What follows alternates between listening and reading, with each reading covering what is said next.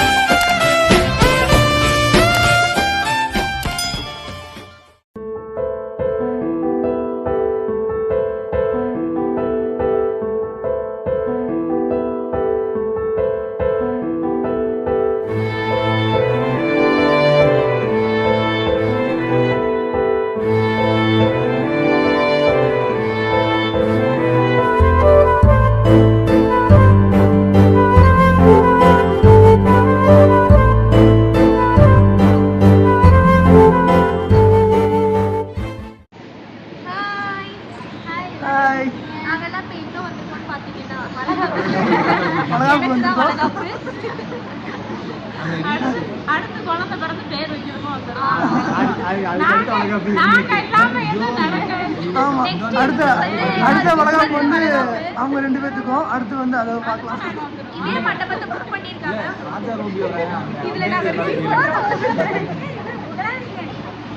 மில்ச்சு பிடிக்காது